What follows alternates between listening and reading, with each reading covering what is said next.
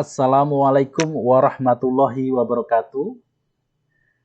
Alhamdulillah wa syukurillah wa nimatillah la haula wala quwata illa billah. Allahumma sholli wa sallim ala Muhammadin wa ala alihi washabihi ajmain. Amma ba'du. Ohayo gozaimasu, selamat pagi anak-anak semua. Kelas 7 SMPN 2 Wungu ya, yang saya banggakan ya.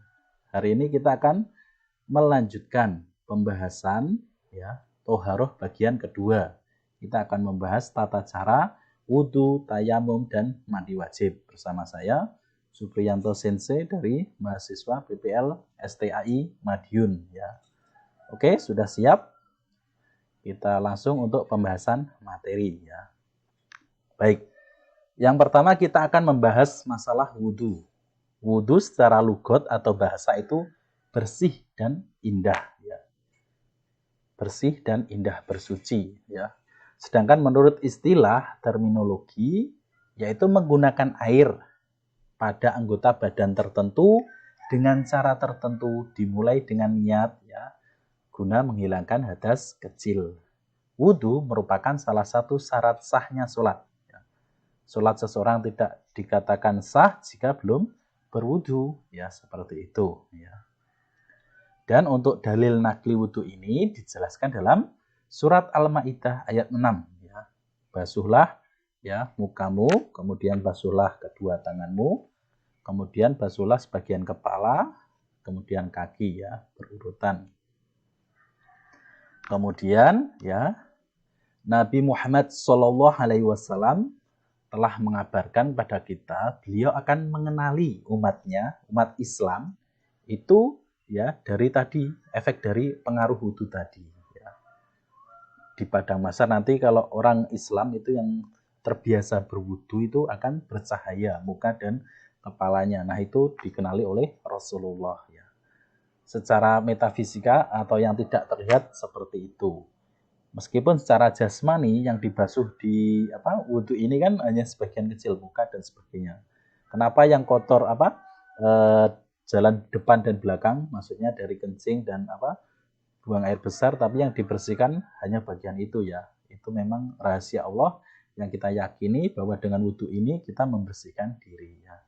Dari niatnya kan nggak cuma fisik aja ya, dari dosa melihat ya, dari mata terus bicara ya, mendengar dan sebagainya, melakukan perbuatan ini.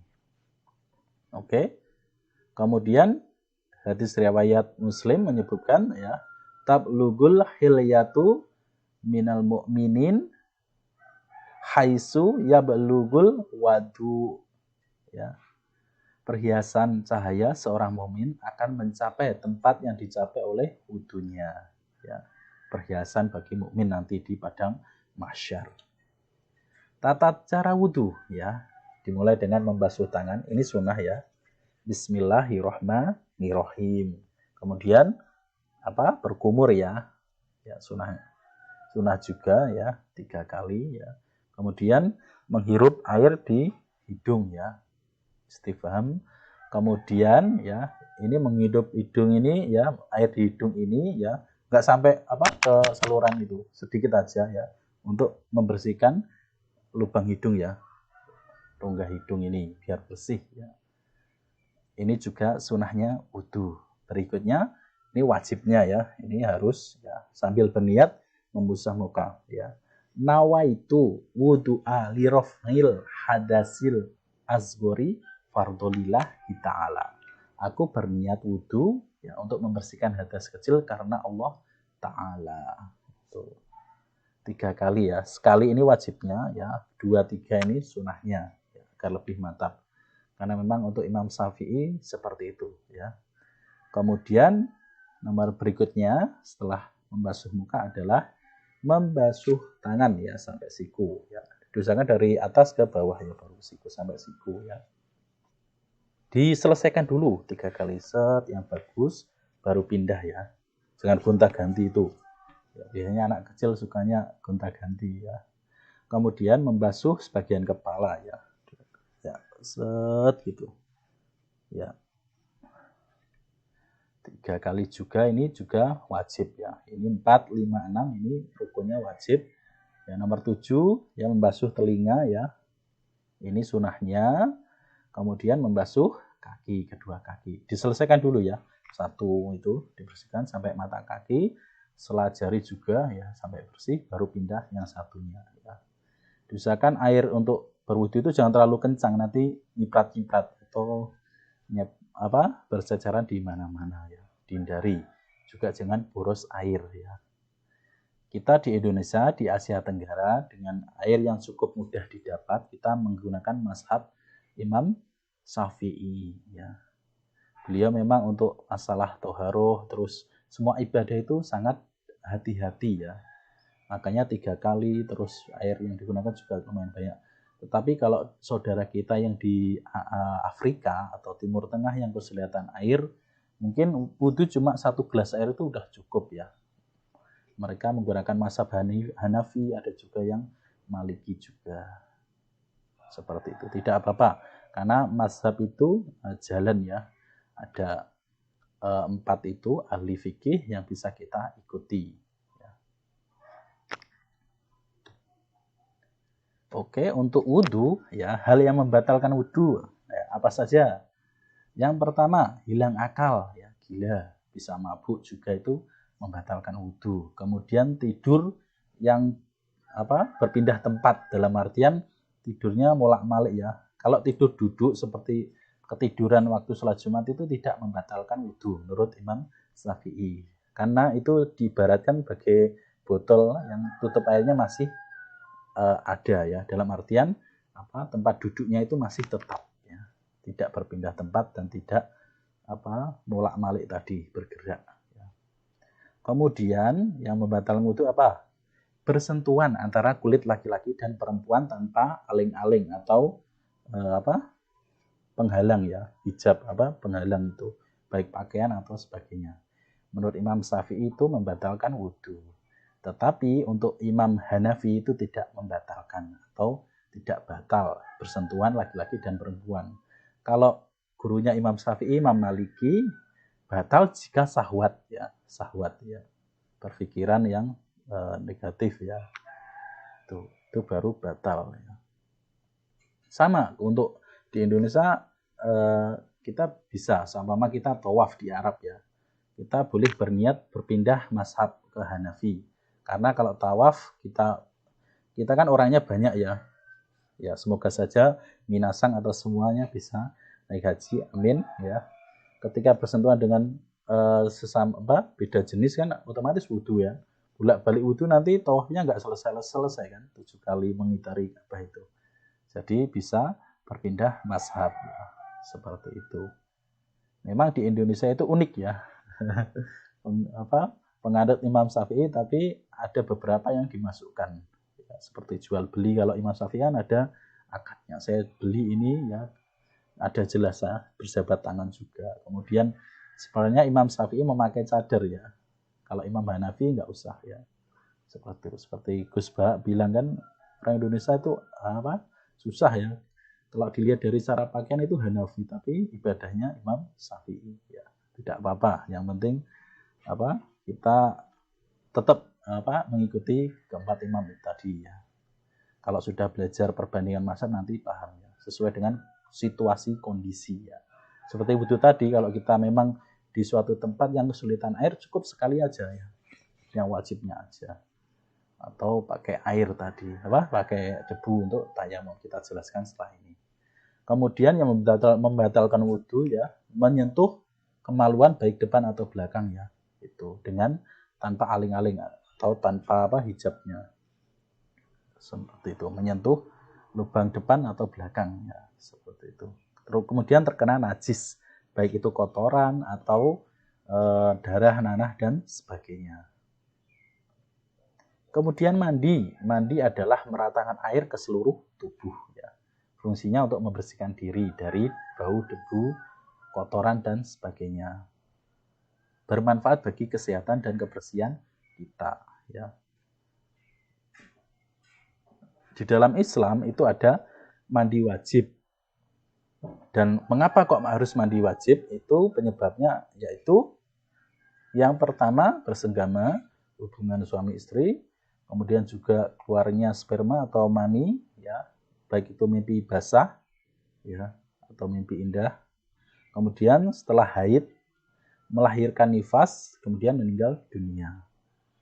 Kalau mandi sunnah, ya sebelum sholat Jumat, hari raya, terus hendak ikhram, sa'i, hendak tawaf. Sudah paham ya?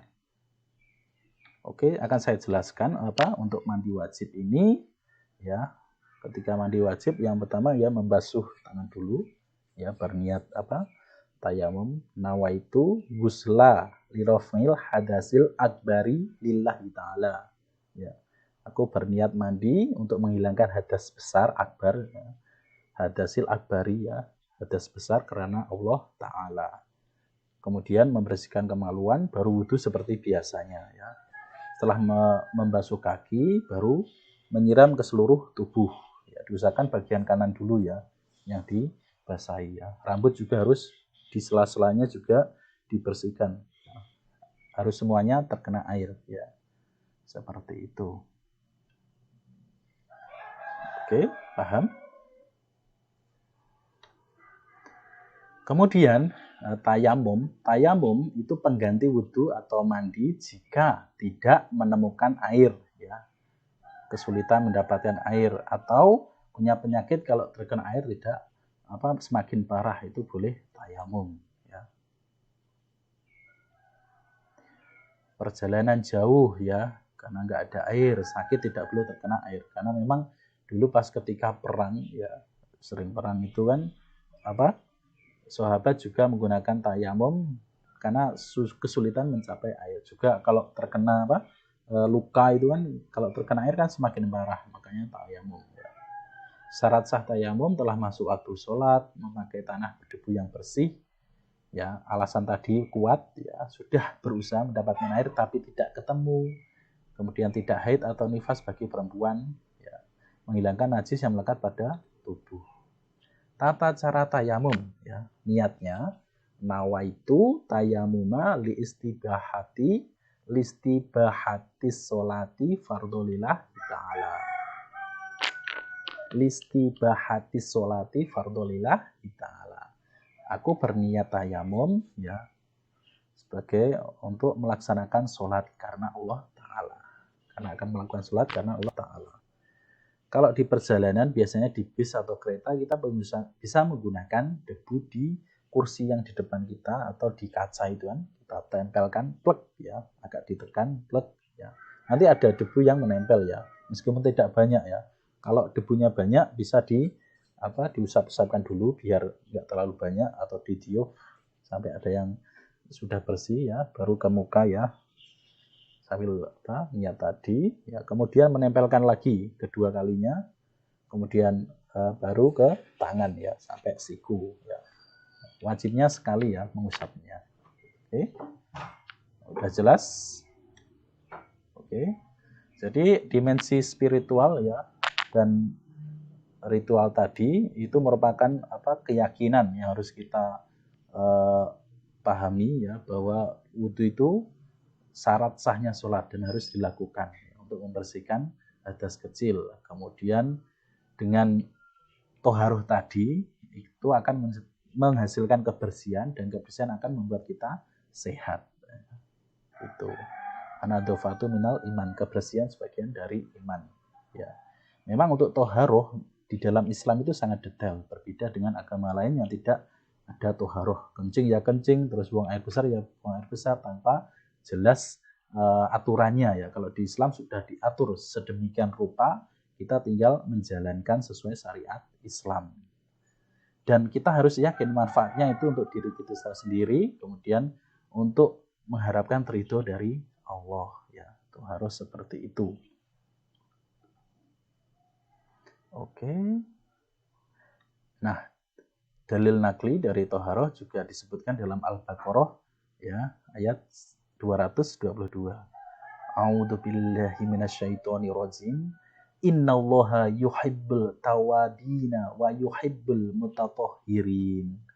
Sesungguhnya Allah menyukai orang-orang yang bertobat dan menyucikan diri. Kemudian La yuqbalullahi sholata bighairi tahur. Allah tidak akan menerima sholat yang tidak bersuci. Hadis riwayat Muslim. Oke. Demikian penjelasan materi toharoh yang kedua. Semoga berkenan dan bermanfaat. Ya, kebenaran hanya milik Allah, kesalahan dari pribadi saya yang kurang ilmu dan pengetahuan, kita sama-sama belajar untuk lebih baik lagi.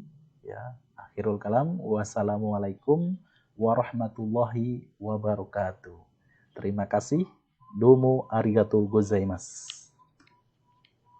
Ja, mata.